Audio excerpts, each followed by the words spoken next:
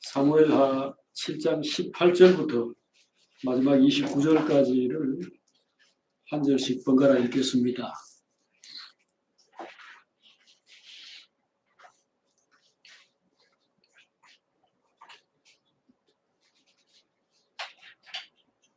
네, 사무엘하 7장 18절입니다. 다윗 왕이 여호와 앞에 들어가 앉아서 이르되 주 여호와여 나는 누구이오며 내 집은 무엇이기에 나를 여기까지 이르게 하셨나이까. 주 여호와여 주께서 이것을 오히려 적게 여기시고 종의 집에 있을 먼 장래의 일까지도 말씀하셨나이다. 주 여호와여 이것이 사람의 법입니다.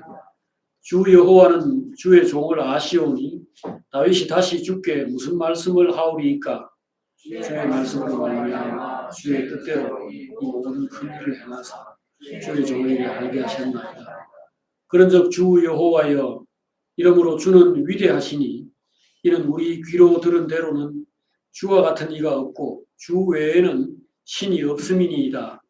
하나님 주의 백성 이스라엘을 다스리니까 하나님이 가서 구속하사 자기 백성으로 삼아 주의 명성을 내시며 그들을 위하여 큰 일을 주의 땅을 위하여 두려운 일을 많은 나라들과 그의 신들에게서 구속하신 백성 앞에서 행하셨사오며 주께서 주의 백성 이스라엘을 세우사 영원히 주의 백성으로 삼으셨사오니 여호와여 주께서 그들의 하나님이 되셨나이다. 여호와 하나님이여 이제 주의 종과 종의 집에 대하여 말씀하신 것을 영원히 세우셨사오니 말씀하신 대로 행하사 사람이 영원히 주의 이름을 크게 높여 이르기를 만군의 여호와는 이스라엘의 하나님이라 하게 하옵시며 주의 종 다윗의 집이 주 앞에 견고하게 하옵소서. 만군의 여호와 이스라엘의 하나님이여 주의 종의 길을 여시고 이르시기를 내가 너를 위하여 집을 세우리라 하셨으므로 주의 종이 이 기도로 주께 간구할 마음이 생겼나이다. 주 여호와여 오직 주는 하나님이시며 주의 말씀들이 참되시나이다. 주께서 이 좋은 것을 주의 종에게 말씀하셨사오니 이제 청하건대 종의 집에 복을 주사 주 앞에 영원히 있게 하옵소서. 주 여호와께서 말씀하셨사오니 주의 종의 집이 영원히 복을 받게 하옵소서 하니라. 아멘. 네, 오늘은 언약에 대한 다윗의 반응이라는 제목으로 읽은 하나님 말씀을 함께 나누겠습니다. 하나님은 다윗에게 이 앞에 8절부터 내가 너를 목장 곧 양을 따르는 데서 데려다가 내 백성 이스라엘의 주권자로 삼고 내가 가는 모든 곳에서 내가 너와 함께해서 네 모든 원수를 내 앞에서 멸하였은즉 땅에서 위대한 자들의 이름같이 내 이름도 위대하게 만들어 주리라 이렇게 말씀하시면서 하나님께서 지금까지도 다윗을 크게 사랑하시고 위하셨지만 앞으로도 그를 이스라엘의 주권자로 계속 삼고 그의 이름을 위대하게 만들어주겠다 하는 정말 훌륭한 영광스러운 약속을 주셨습니다. 그리고 그뿐 아니라 뒤에 보면은 11절에 여호와가 너를 위하여 집을 짓고 내 수한이 차서 네 조상들과 함께 누울 때에 내가 네 몸에서 날 네 씨를 네 뒤에 세워 그의 나라를 견고하게 하리라 이렇게 하면서 후손들까지도 계속해서 왕위에 있게 해주겠다. 그러니까 대대로 왕가를 이루도록 해주겠다라는 훌륭한 약속을 또 주셨습니다. 그리고 13절에 보니까 그는 내 이름을 위하여 집을 건축할 것이고 나는 그의 나라 왕위를 영원히 견고하게 하리라. 그러니까 다윗의 자손 가운데에서 하나님의 집을 짓는 사람이 나오게 된다라는 겁니다.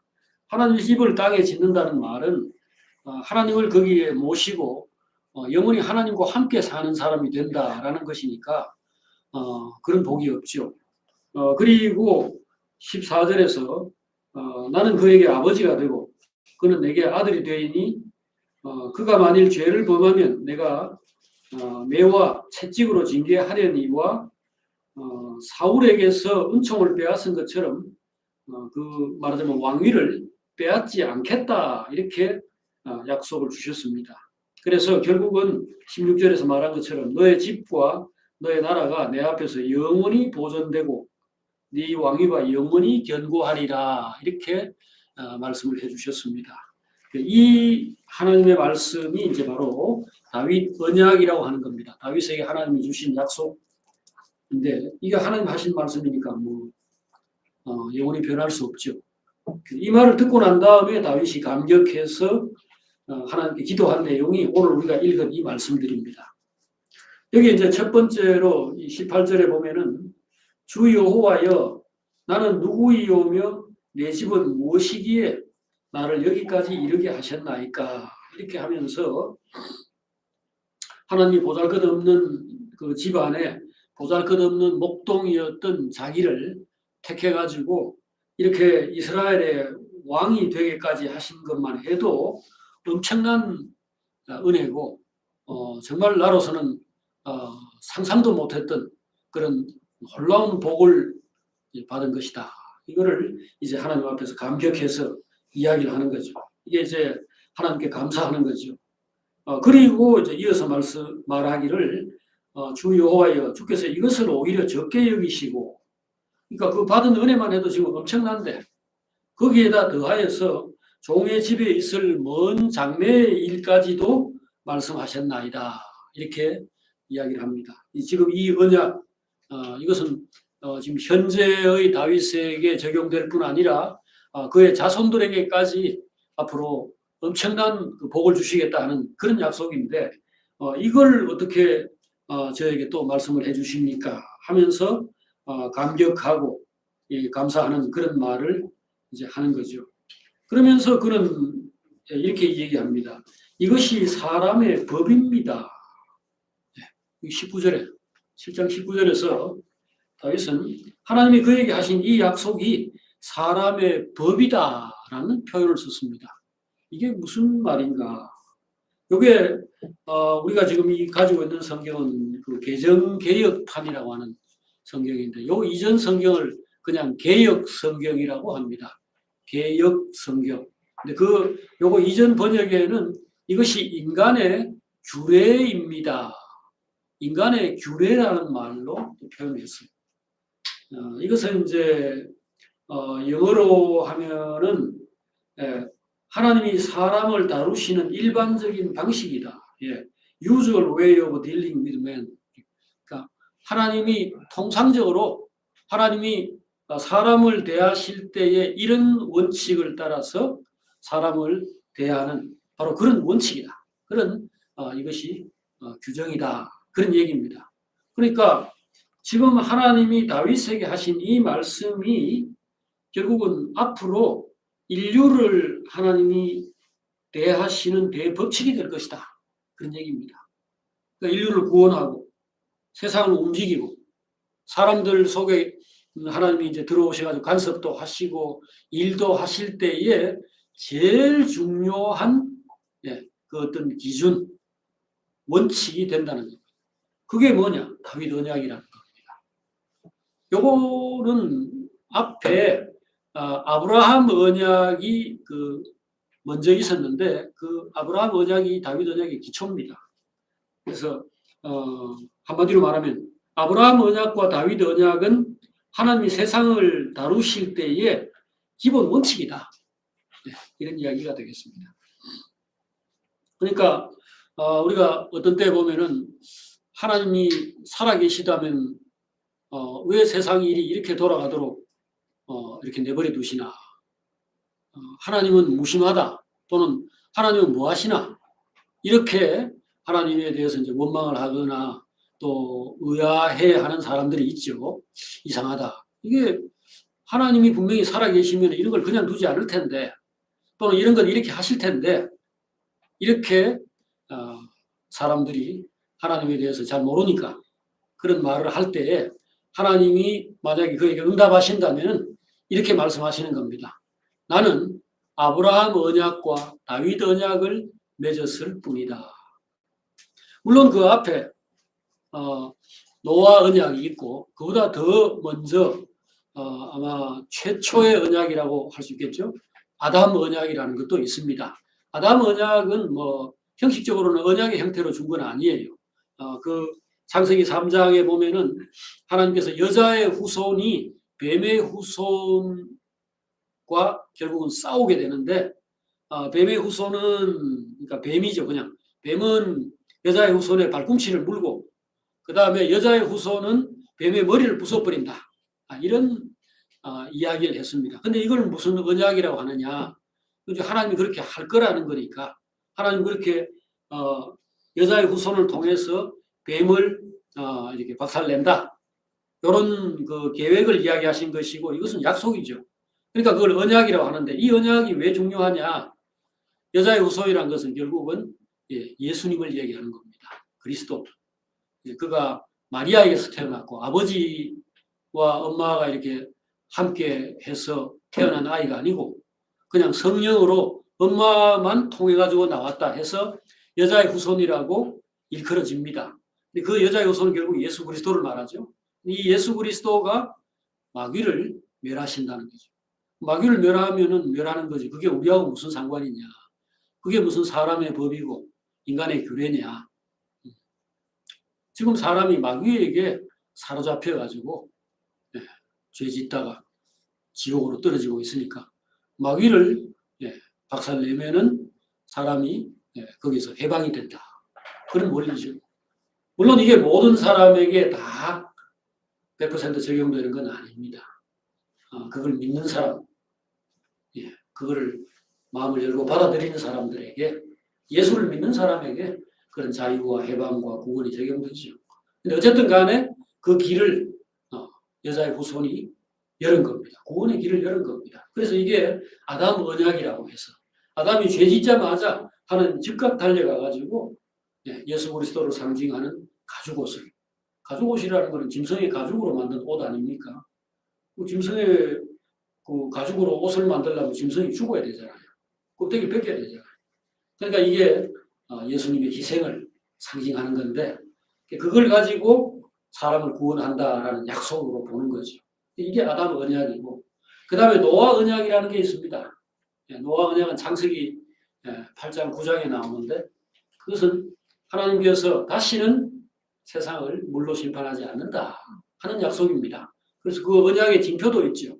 무지개, 이렇게 7색깔의 무지개가 뜨면은 하나님이 다시는 세상을 죄 때문에 멸하시지 않는다.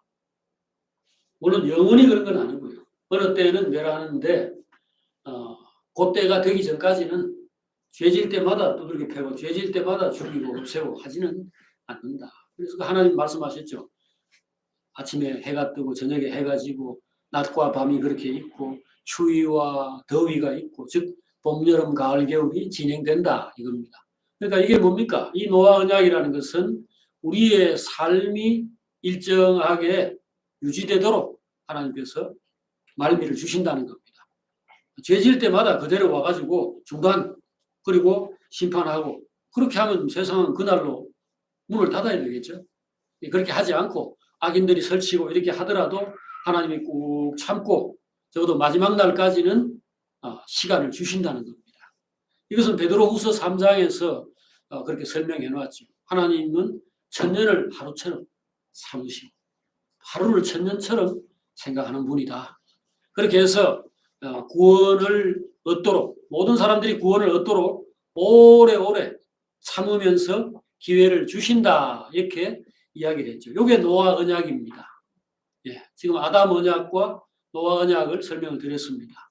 그리고 이제 아브라함 언약, 바로 어떤 사람, 하나님이 택하시는 어떤 사람을 불러가지고 그를 복된 사람, 그러니까 그에게 복을 주시고 영광스러운 사람 만들고 하나님 아는 사람 만들고 진실한 사람, 빛나는 사람으로 만드는 겁니다. 이게 하나님의 아들을 만드는 작업입니다. 그리고 이 사람이 복의 근원이 되어서 또 다른 많은 사람들을 살리고 많은 사람들에게 복을 끼치는 그런 사람이 되게 된다는 거죠. 그것 아브라함에게 주신 약속입니다. 이게 바로 아브라함 언약이죠. 그리고 중간에 모세 언약이라는 게 있는데 이것은 하나님께서 모세를 시내산에 불러가지고 율법을 주시면서 너희가 요 내 말, 그러니까 그 율법을 말하죠. 내 말을 잘 지키면 너희는 내 백성이 된다. 제사장 나라가 된다. 그렇게 말씀한 겁니다. 그러니까 이것은 뭐 아브라함 언약과 다른 게 아니고 그냥 그것은 연속이죠. 그 다음에 지금 여기 오늘 우리가 읽고 지금 생각하고 있는 다윗 언약, 이것을 주신 겁니다. 이 다윗 언약은 한 사람을 향한 겁니다. 다윗을 향한 거예요. 이스라엘 민족을 향한 게 아니고 이 다윗이라는 한 사람을 향한 건데 이것은 하나님께서 세상 안에서 이기는 자들. 이스라엘이라는 것은 전체 백성이고요. 그 가운데 하나님의 뜻을 알고 하나님의 뜻에 온전히 복종하고 하나님과 마음이 딱 맞고 하나님과 눈을 맞춰가지고 하나님과 보조를 맞추어서 걸어가는 사람. 목자가 이렇게 인도를 하는데 그 뒤를 졸졸졸졸 잘 따라가는 사람들. 어린 양이 어디로 인도하든지 따라가는 사람들. 여자로 자기를 더럽히지 아니하고 뭐 길에 잡초가 있고 뭐 길에 떨어진 뭐 과자 부스러기가 있더라도 좌우로 흔들거리지 않고 그냥 목자가 인도하는 대로 잘 따라가는 그런 충실한 양들. 이 사람들을 얘기하는 겁니다. 이 대표자가 다윗이. 이 다윗에게서 이제 여자의 후손이라고 일컬어지는 그 예수 그리스도가 나오고 이것은 결국은 다윗의 자손이라는 이름으로 불리게 됩니다. 이 다윗의 자손이 결국은 하나님의 아들의 대표자가 되고 거기서 또 많은 하나님의 아들들이 나오죠. 이들은 역시 다윗의 자손이고 아브라함의 자손이고 그런 사람들인데 이들이 하나님의 나라, 더 정확하게 말하면 하나님의 아들들의 나라를 이루게 됩니다. 그게 바로 하나님의 집입니다. 다윗이 돌이나 나무나 뭐 보석이나 이런 것들을 가지고 멋진 이 집을 하나 하나님께 지어드리고 싶다라고 했을 때에 하나님께서 너는 내 집을 못 짓는다. 내 집은 그런 그 물질로 만들어진 집이 아니다. 내 집은 금덩어리나 뭐 어떤 보석을 박더라도 그 속에 하나님이 들어앉아 있을 수 없다는 겁니다. 그럼 내 집은 어떤 집인가? 하나님의 집은 어떤 곳인가? 사랑이 있고 그 속에 하나님의 마음이 있고 하나님의 마음이 있는 사람들, 그 진실하고 착하고 의로운 사람들, 하나님을 이해하고 하나님의 마음을 헤아릴 줄 알고 그거를 좋아하고 그것을 펼쳐내는 진짜 하나님의 아들들. 요즘 말로 찐 하나님의 아들이죠. 이거 진짜 벽에 하나님의 아들들이 하나님의 집이다. 우리가 뭐 부모가 자녀가 있는 그 집으로 갔는데 아파트다, 뭐 개인 주택이다 이런 게 중요하겠어요? 그게 문제겠어요? 거기에는 아들이나 혹은 며느리나 손자나 그런 사람들이 있는데 따뜻하게 맞이하고 그들이 아버지 어머니 오셨어요 반가워하고 대접하고 대화를 하고 이게 있어야죠. 그게 있어야 집이죠. 하나님의 집은 하나님의 생명을 지닌 사람들, 하나님의 마음을 가진 사람들이죠. 이것을 결국 하나님께서 이루시겠다는 겁니다. 이런 집을 내가 짓겠다라는 거죠. 이 이야기를 이제 다윗이 한마디로 이야기했습니다. 이게 바로 사람의 법입니다. 아브라함 언약과 그것을 계승한 이 다윗 언약은 하나님의 영원한 목적을 담은 언약이기 때문에 하나님의 뜻이 다 이루어지는 그날까지 이 언약은 무조건 지켜집니다. 계속 지속될 수밖에 없어요. 그래서 다윗은 이 언약을 사람의 법이다 또는 인간의 규례라고 이렇게 말한 겁니다. 하나님의 뜻은 하나님이 사람을 하나님의 집으로 세우고 그 다음에 그 사람이 하나님의 집이 되어서 하나님과 함께 사는 겁니다. 하나님이 다윗에게 약속하신 말씀은 하나님이 사람을 구원해서 하나님의 집이 되게 만들고 그 다음에 하나님이 거기에 들어와서 사람과 함께 영원히 살겠다는 겁니다. 이것이 다윗에게 하신 약속이고 그걸 중심으로 하나님이 세상에서 모든 일을 한다는 겁니다. 왜 대통령 이런 사람 뽑나요? 왜 이런 남편을 주나요? 왜 자식이 이 꼬라지가 됐나요? 우리는 우리 삶에서 하나님이 살아계시고 하나님 똑똑하신 분이고 하나님이 나를 생각하는 분이라면은 여기에 이 부분에 개입하시고 여기에 이런 일을 하셔야 될 것 같은데 보면 아니에요. 우리 이상한 사람하고 결혼도 하고 자녀들도 뭐 이상하게 됐다가 오락가락 하기도 하다가 왜 그렇지? 하나님이 막 좀 뭐 심하게 말하면 그런데 관심이 없어서 그렇습니다. 하나님의 관심은 하나님의 나라에 있습니다. 우리 기도할 때 우리 순서대로 할 것 같으면은 양식을 주시고 또 우리 죄를 사해 주시고 뭐 우리의 이러저러한 문제들을 해결해 주세요라고 기도할 것 같은데 주님은 순서를 바꿔서 이야기했죠. 뭐라고 했습니까? 너희는 이렇게 기도하라. 하늘에 계신 우리 아버지여 이름이 거룩히 여김을 받으시오. 그 이름은 내 이름이 아니고 하나님의 이름입니다. 하나님의 이름이 찬송과 영광을 받으시고 그리고 하나님의 뜻이 하늘에서 이루어진 것 같이 땅에서도 이루어지고 하나님의 나라가 세워지기를 구합니다. 그리고 나서 그 주님이 그 마태복음 6장에 나오는 말씀입니다. 6장 9절에서 13절에 그렇게 기도를 가르치셨는데 그 뒤에 보면은 무엇을 먹을까, 뭘 마실까 이런 거 염려하지 마라. 그런 거 구하지 마라. 간단히 말하면 그런 거 말할 필요 없다. 그거는 구하기 전에 너희에게 그 모든 필요한 것들 하나님 다 알고 있기 때문에 그걸 일일이 매주할 고주할 말을 안 해도 된다라는 취지로 주님이 설명을 했습니다. 그럼 어떻게 하나? 너희는 먼저 그의 나라와 의를 구하라. 그리하면 이 모든 것을 너희에게 더하시리라. 그랬죠. 언약을 알아야 돼요. 기도를 하려면은 그리고 기도를 하는 거야 뭐 자유니까 마음대로 기도해도 돼요. 근데 응답을 받으려면은 반드시 사람의 법을 알아야 돼요. 사람의 법이라는 것은 하나님이 사람을 어떤 식으로 바라보시고 무슨 생각을 하고 계시고 사람 안에서 무슨 일을 하시려고 하는가를 망라한 그 내용입니다. 사람의 법이라는 것은 하나님이 사람을 다루시는 원칙이라는 겁니다. 하나님이 사람 안에서 뭘 하려고 하느냐. 하나님은 사람을 구원해가지고 거룩한 자로 만들고 영광스러운 자로 만들고 그리고 그 사람 안에 있고 싶다는 겁니다. 그 사람 안에 안식하고 그 사람 안에 거하고 싶다는 겁니다. 그러니까 우리는 다른 거는 생각할 필요 없어요. 내가 뭐 태어나는 거 내 계획과 내 열심으로 몸부림쳐가지고 뭐 뱃속에서 만들어지고 나온 거 아닌 것처럼 살아가는 것도 잘 죽는 것도 죽고 난 다음에 무슨 뭐 천국을 가고 영생을 누리는 것도 신경 쓸 거 없어요. 그거 우리가 용선다고 될 일이 아닙니다.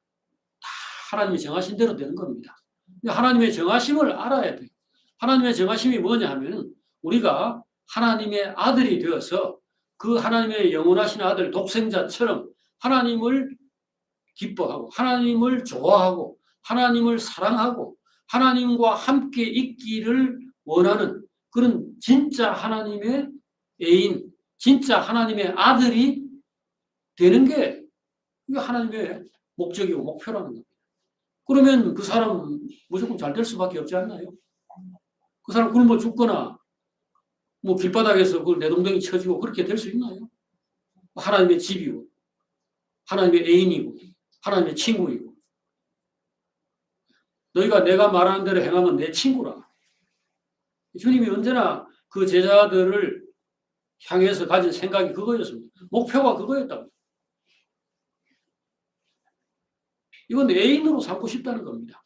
내가 사랑하는 사람 데리고 있고 같이 있고 말하고 내 좋은 것들을 나누고 내 입에 있는 사탕이라도 빼가지고 주고 싶은 그런 사람으로 있게 하고 싶다는 거예요. 사람을 향한 하나님의 목적은 그거예요.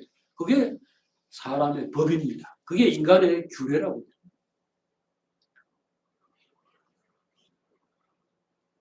그리고 이것은 이제 반대편에서도 그렇습니다. 자, 이게 하나님 편에서 사람의 법이라고 하면은 하나님이 사람을 다루시는 원칙입니다. 그러니까 이 원칙은 세상의 뭐 모든 사람들, 그러니까 하나님도 모르고 진리도 모르고 하나님의 목적도 모르는 사람들이 그냥 뭐 하는 일들이 잘 되고 좋은 대통령 뽑고 뭐 좋은 뭐 부부간에 좋은 사람 만나가지고 깨가 쏟아지게 살고 이런 것 따위는 전혀 하나님의 관심사가 아닙니다.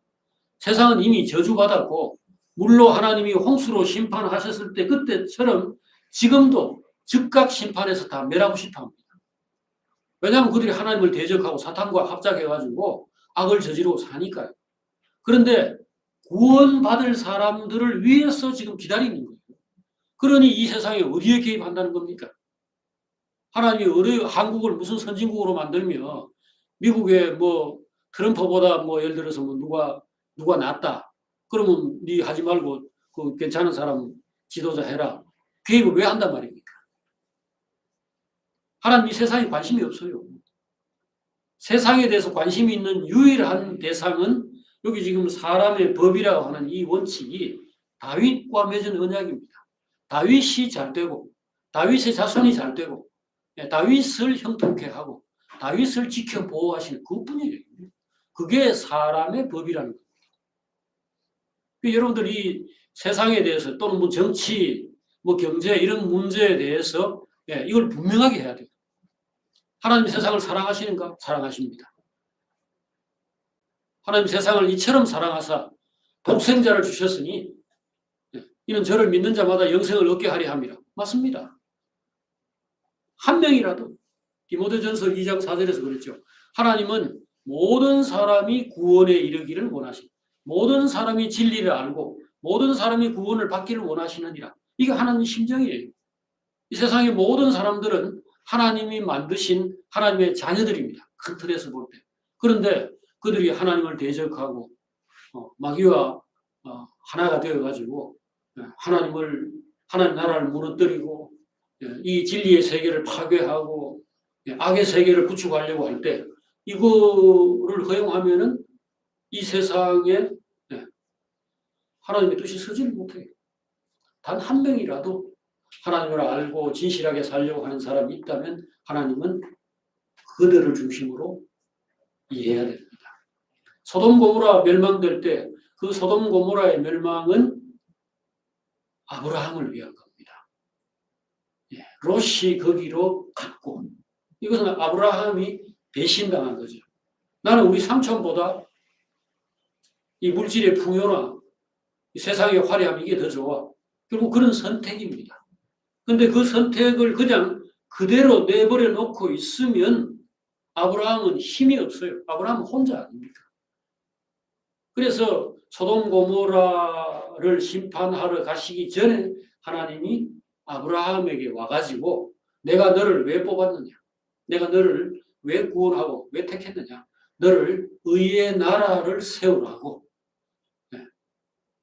의로운 세계를 건축하라고 내가 너를 세운 것 아니냐라고 이야기하신 후에 저 불의한 세계, 악의 세계, 소돔 고모라를 내가 지금 심판하러 간다. 그 이야기를 하신 겁니다. 그게 창세기 18장에 나와 있어요. 그리고는 그걸 멸망시킨 겁니다. 여러분, 오늘 여러분들이 얼마나 무서운 사람이고 얼마나 대단하고 엄청난 사람인가 하는 것은 앞으로 누군가가 여러분을 흔들리게 만들고 여러분들을 괴롭게 하고 여러분들이 힘써서 진리를 추구하고 하나님을 생각하고 이 정의와 사랑의 세계를 향해서 달려가는데 발목 잡고 여러분들 힘 빠지게 만드는 그런 사람들이 어떻게 하나님의 손에 날아가는지를 지켜보시면 알 수 있어요. 그러니까 이 하나님이 일 안 하는 게 아니구나. 그리고 또 하나님이 모든 사람들의 불쌍한 사람들 모조리 다 보고서는 측은히 여겨가지고 손보고 이렇게 하는 분이 아니구나. 그렇다 해서 무심한 분도 아니고, 그럼 도대체 무슨 원칙으로 어디에 개입하시고 무슨 일을 하시는가? 이게 바로 여기서 다윗이 이 다윗 언약을 놓고 이야기하면서 이것이 사람의 법이니이다 라고 한 그 말 속에 답이 있는 겁니다. 여러분과 제가 우주의 중심이죠. 하나님의 목적이고 하나님의 일에 있어서 기준입니다. 한 명이라도 정의롭게 살고 하나님의 그 말씀을 받들고 그렇게 해서 진실하게 살아가는 사람이 있을 때 그 사람 주변의 모든 상황은 오직 그 한 사람을 기준으로 굴러가게 됩니다. 이건 체험해보지 않고서는 몰라요. 우리가 세상 사람들에게 그런 이야기하면 이 정신 도는 놈 아닌가? 진짜로 지구가 너를 중심으로 돌아간단 말이냐? 하나님이 세상에 다른 수많은 일들이 있는데 오직 너 하나 바라보고 너 중심으로 모든 일을 한단 말이냐? 아마 그렇게 말을 하겠죠. 그런데 오늘 다윗이 지금 이것을 분명히 그렇게 이야기할 겁니다. 그 다음에 반대로 아까 제가 그 다른 측면을 이야기하려다가 말았는데 이 사람의 법이라는 것은 하나님이 사람을 다루시는 원칙이기도 하지만 사람의 입장에서 생각하면은 사람이 영원히 붙들어야 할 진정으로 크게 여기고 소중히 여겨야 할 최고의 가치, 그러니까 우리 인생의 목적과 목표라 이런 뜻이 되기도 합니다. 이 사람의 법이다. 자, 하나님이 나에게 약속을 하셨다면 내가 너를 사랑하고 너를 택해가지고 예수 그리스도의 제자가 되게 하고 예수 그리스도의 종이 되게 하고 그리스도의 신부가 되게 하고 그리스도의 백성이 되게 하고 그렇게 하겠다. 그리고 내가 너를 내 성전으로 삼아서 내가 네 속에 머물러 있겠다. 내가 너와 영원히 함께 하겠다. 이 말씀을 한 것이 이게 뭐라는 겁니까? 이게 사람의 법이라는 거예요. 우리에게 있어서 이게 헌법이에요. 헌법. 요새 우리 정치계에서 헌법을 정말 크게 생각하게 만드는 이런 상황들이 계속 전개가 되고 있잖아요. 그런데 이제 그것 내 욕심, 내 뜻 이런 것을 이제 사실은 사람들이 최고의 가치로 생각하니까 헌법도 그냥 막 흔들고 무시하고 판사가 판결을 하더라도 그것도 엉터리다 이렇게 이제 하려는 것들을 보고 있는데 하나님 앞에서 우주 가운데에서 제일 중요한 것은 하나님의 아들입니다. 그 하나님의 아들이 모든 것의 중심에 있고 하나님은 그 아들의 영광을 위해서 사람도 만들고 천지도 만들고 또 지금 죄인들을 구원도 하시고 또 역사를 간섭하시기도 하는 겁니다. 그래서 오늘 우리에게 있어서 하나님이 나를 그리스도 안에서 아들로 삼으시고 그의 집으로 삼으시려고 하는 이것보다 더 큰 관심사, 이보다 더 큰 가치가 있어서는 안 됩니다. 우리 머릿속을 이것이 채우고 있어야 돼요. 많은 우리 형제들 같은 경우에 특히 엄마들은 그 자녀가 그 가장 소중한 것이겠죠. 우주 가운데 그 중심에 내 귀한 새끼 이것이 거기에 놓여 있는데 자 오늘 하나님도 마찬가지입니다. 하나님의 관심은 그의 아들을 사랑하고 영화롭게 하는 데 있습니다.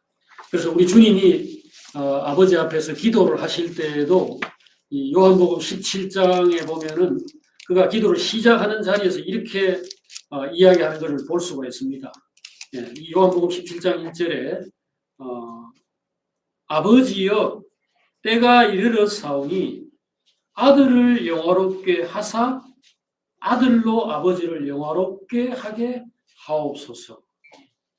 우리 요한복음 17장 1, 2절 말씀을 같이 한번 읽어보십시다.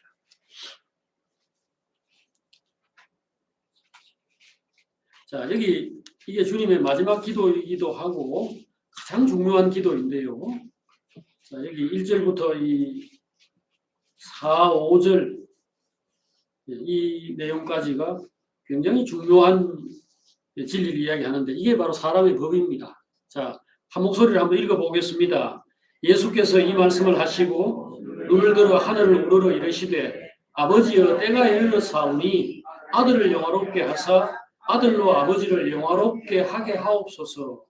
아버지께서 아들에게 주신 모든 사람에게 영생을 주게 하시려고 만민을 다스리는 권세를 아들에게 주셨음이로소이다. 영생은 곧 유일하신 참 하나님과 그가 보내신 자 예수 그리스도를 아는 것이니이다. 아버지께서 내게 하라고 주신 일을 내가 이루어 아버지를 이 세상에서 영화롭게 하였사오니 아버지여 창세전에 내가 아버지와 함께 가졌던 영화로서 지금도 아버지와 함께 나를 영화롭게 하옵소서. 자, 여기 이 주님의 단어들, 주님이 여기서 하신 말씀을 자세히 주목해 보십시오. 여기 뭐 몇 단어가 안 써있어요. 예, 이 내용은 간단히 말하면은 아들을 영화롭게 하는 것이 나오고 그 다음에 아버지를 영화롭게 하는 겁니다. 아들을 영광스럽게 하고 아버지를 영광스럽게 하는데 여기에 누가 끼어 있느냐? 여러분과 제가 끼어 있습니다. 여기 영생이라는 말이 나왔는데 영생은 그 예수님이나 하나님에게는 적용되지 않습니다. 그분들이 무슨 영생을 얻을 일이 있습니까? 그분들은 영원한 하나님인데 영생을 얻어야 될 대상은 우리죠. 근데 여기서 3절에 뭐라 그랬습니까? 영생은 유일하신 하나님과 그가 보내신 자 예수를 아는 것이다 그랬습니다. 그러니까 우리가 이걸 알아야 돼요. 우리 기도 제목이 사실 기도 1시간 한다면 59분을 이거 아는 데 써야 됩니다. 사실은. 다른 거 뭐 이걸 주세요 저거 주세요 하나님 이거 압니까? 네, 이거 좀 기억해 주세요. 그런 따위 이야기는 할 필요가 없고요. 그 10분이면 9분을 여기 써야 돼요. 하나님의 원칙, 하나님의 목표, 하나님의 관심사 요거를 건드려야 돼요. 그게 뭡니까? 아들을 영화롭게 하는 겁니다. 주님을 생각하고 주님을 가까이 하고 주님 안으로 들어가고 주님의 마음을 헤아리고 주님의 관심사 그것을 이해하고 받아들이고 복창하고 찬송하는 그것이 기도의 핵심이어야 해요. 여자에게 가서 이제 뭐 여자의 마음을 얻으려고 하는 어떤 청년이 그 여자의 관심사는 전혀 이야기 안 하고 자기 이야기만 계속 하는 것 같은 이런 기도를 한다면 그건 당연히 효과가 없을 수밖에 없죠.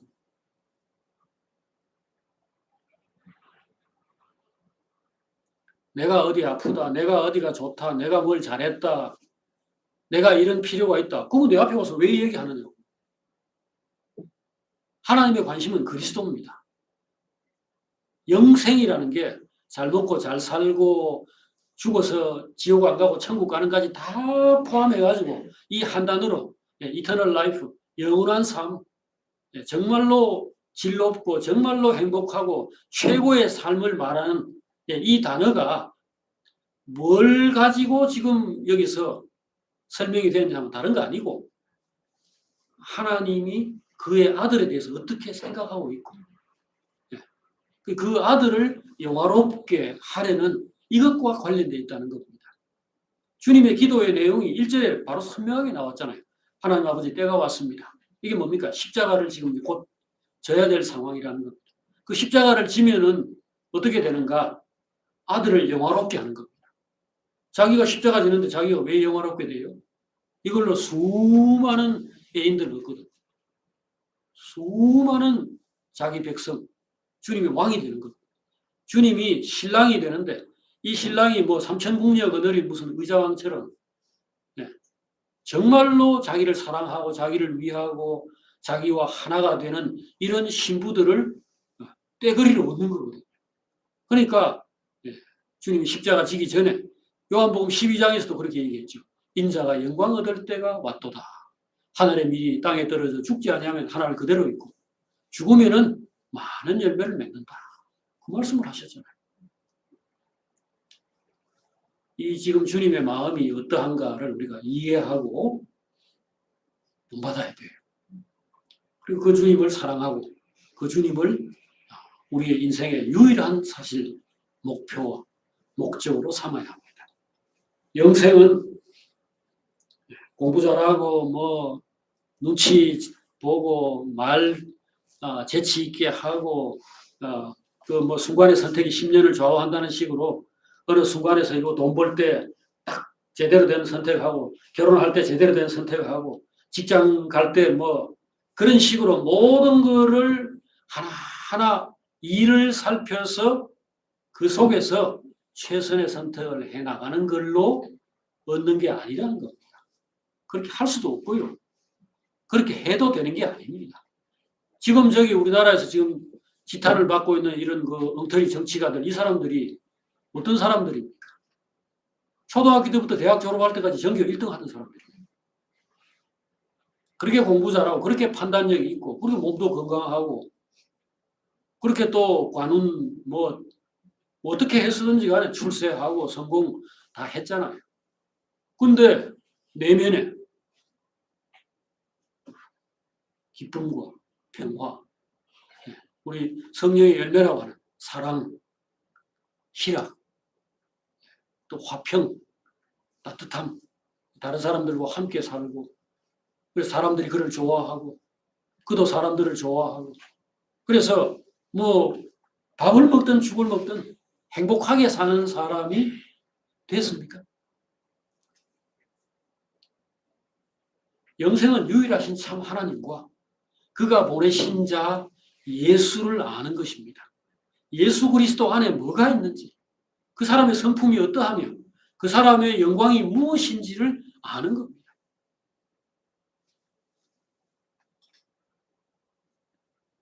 뼈다귀를 수북하게 쌓아놓고 흐뭇해하는 똥개입니까 우리가? 물질이 사람에게 그걸 가져다 주고 권력이 그 사람에게 그 영원한 삶을 가져다 주느냐고. 오늘 여기 하나님이 다윗에게 이야기하신 이 내용은 너하고 나하고 서로 알고 지내고 내가 너 좋아하고 네가 나를 알고 나를 좋아하는 이거를 만들고 싶다는 겁니다. 그리고 약속을 하신 겁니다. 내가 그렇게 해주겠다. 너는 나의 집이 될 것이다.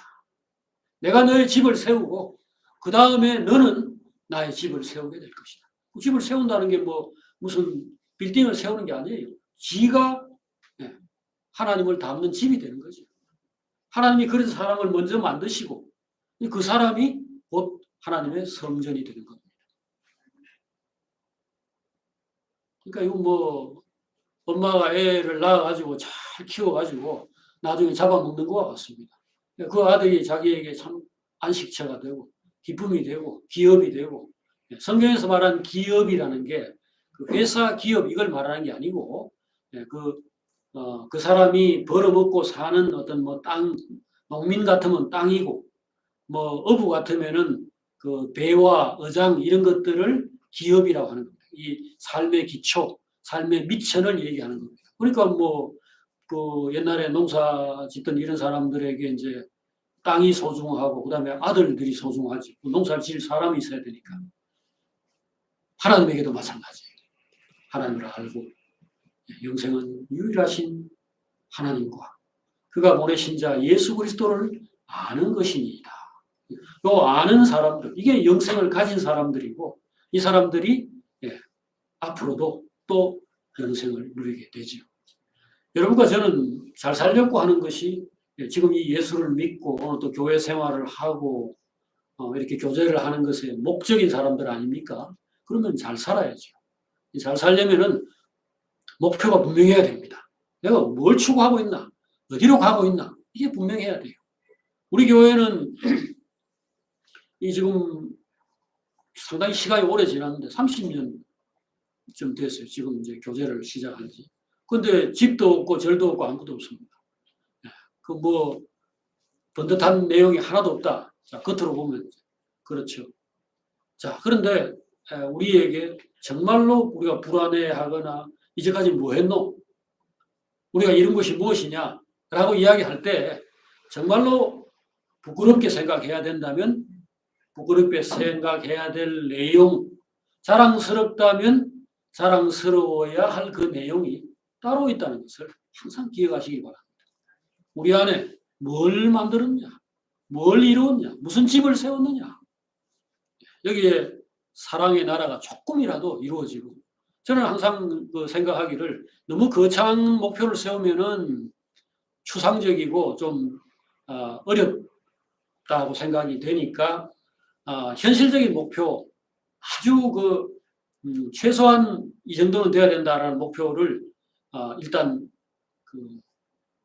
추구를 해야 되는 게 아닌가 그렇게 생각을 했는데, 그것이 무엇이었냐 하면은 적어도 우리 안에서는 정죄하거나 판단하지 않는 사회, 그런 공동체, 그런 가정이 이루어져야 되겠다. 왜냐하면 용서로부터 시작하니까요. 사랑이라는 것은 우리 주님께서 가늠하다가 잡힌 여인에게 일단 살려야 될 거 아닙니까? 살려야 새 사람이 되든지 좋은 사람이 되든지 뭐가 될 거 아닙니까? 사마리아 여인 남편이 5명이고 지금 6번째 하고 교제하고 있다.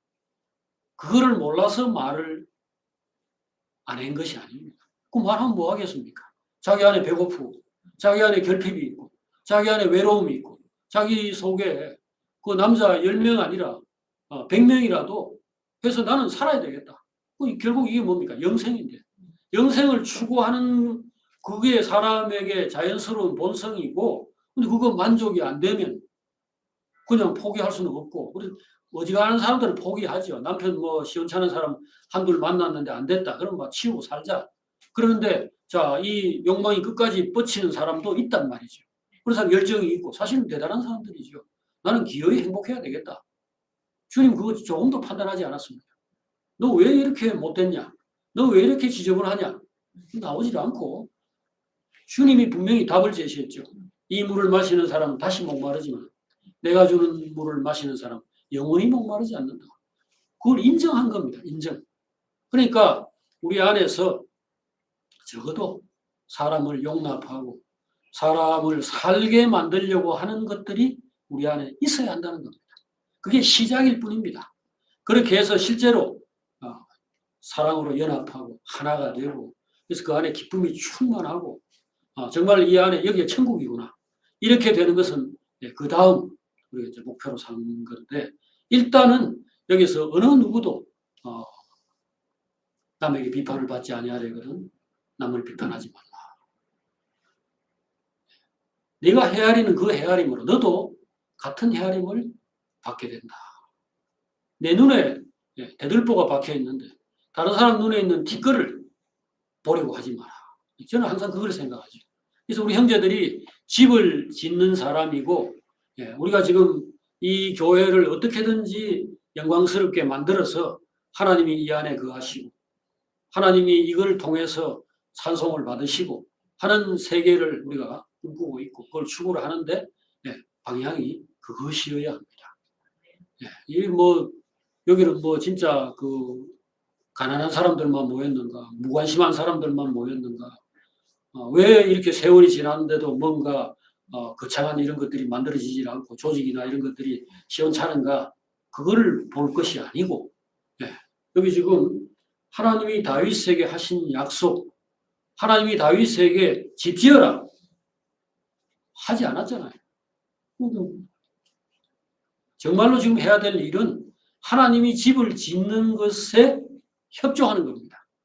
하나님께 복종하고 하나님을 더 깊이 알고 하나님의 세계를 힘써 추구하는 가운데서 그들이 하나님의 집으로 지어지는 이것을 집중해야 되겠죠. 오늘 여러분과 저도 이 약속을 받은 당사자입니다. 그러면 기도해야 돼요. 오늘 여기 마지막에 보면은 하나님이 이 다윗에게 하신 약속을 붙잡고 다윗이 이렇게 말을 합니다. 27절에 보니까 만군의 여호와 이스라엘의 하나님이여 주의 종의 귀를 여시고 이르시기를 내가 너를 위하여 집을 세우리라 하셨으므로 주의 종이 이 기도로 주께 간구할 마음이 생겼나이다. 그러면서 주는 하나님이며 주의 말씀은 참됩니다. 그러니까 뻥치면 안 됩니다. 하나님이 이런 말을 했으니까 꼭 그대로 해주세요. 이렇게 기도를 하죠. 이게 기도의 원칙입니다. 최고의 기도는 무엇인가? 하나님이 뭐라고 약속하고 말씀하신 것을 딱 잡고, 예. 요거 이제 요 말 했지요? 예. 그대로 하이소. 복창하고 하나님의 약속을 붙들고 기도하는 거. 내 말 100마디 1000마디 해도 소용없습니다. 예. 뭐 이 세상에 수많은 사람들이 하나님께 뭐 기도를 하든 부처님께 기도를 하든 신령님께 기도하든 본질은 똑같습니다. 모두들 자기 속에 있는 것들을 누군가에게 내놓고 도와달라고 외치는 겁니다. 이게 하나님 반응할 것 같습니까? 하나님 그가 생각하고 계신 것, 그가 계획하신 것, 그가 약속하신 것, 그가 사람에게 말씀하신 것 이외에 사람의 일에 개입하지 않습니다. 하나님 나라가 서기를 추구하십시오. 그게 우리 누울 자리입니다. 그게 우리의 미래예요. 사랑의 세계, 의의 세계, 하나님이 온전히 다스리시고 하나님이 온전히 대접을 받고 하나님의 이름이 정말 소중히 여겨지는 그런 세계를 꿈꾸시고 그걸 추구하십시오. 내 자식 잘 되기를 바라는 거 좋습니다. 내 남편, 내 아내, 우리 교회가 잘 되고 정말 영광스럽게 되기를 구해야 합니다. 근데 내용이 뭐냐? 무조건 좋은 학교를 들어가고 무조건 공부 잘하고 무조건 월급 많이 받는 데 가가지고 뭐 일은 적게 하고 힘은 적게 들이고 대접은 많이 받는 사람, 그런 사람은 하나님의 나라에 적합하지 않은 사람입니다. 서서 섬기는 자가 큰 자냐, 앉아서 먹는 자가 큰 자냐. 그러나 나는 너희 가운데 서서 섬기는 자로 있노라라고 했습니다. 하나님이 원하시는 사람이 무엇인지를 생각하세요. 하나님이 원하시는 세계가 어떤 세계인지를 생각하시라고. 내 자식이 월급은 적게 받고 일은 많이 하는 곳에 들어갔을 때 기뻐하십시오. 기뻐하시고 그 안에서 빛을 나타내고 성실하고 총명하고 부지런하고 사람들을 위하는 이런 정신으로 그 안에서 으뜸이 되고 그 안에서 요셉처럼 저절로 이거 어디서 내려온 사람이냐? 이게 하나님에게서 나온 사람이 이런 사람인가? 그렇게 하나님의 그 속에서 찬송을 받게 되기를 기도하시면은 다 잘 됩니다. 그게 자식을 위한 최고의 기도고 우리를 위한 최고의 기도가 될 것입니다. 기도하십시오. 하나님 아버지, 이 다윗 언약, 다윗에게 주신 이 언약을 또 오늘 우리에게도 주신 것으로 믿고 이 언약을 붙들고 주님께 기도를 드립니다. 주여, 우리에게 이 복을 주시겠다고 했으니 복을 주시옵소서. 영생을 주시겠다고 하셨으니 영생을 주시고 우리를 영광스러운 집으로 만들어서 하나님이 우리 안에 거하시는 이런 세계를 약속하셨으니 우리가 그런 세계를 결국 실제로 체험할 수 있게 해주시옵소서. 하나님의 나라가 확실히 서고 빨리 서고 지금 이 세상에 악하고 정말 더럽고 좀 추악한 이런 모든 것들이 속히 다 사라지고 새하늘과 새 땅, 하늘에서 어린 양을 위하여서 신부가 준비된 그 모습으로 단장된 그런 새 예루살렘이 속히 세상 가운데 서기를 간절히 구합니다. 예수님 이름으로 기도합니다. 아멘.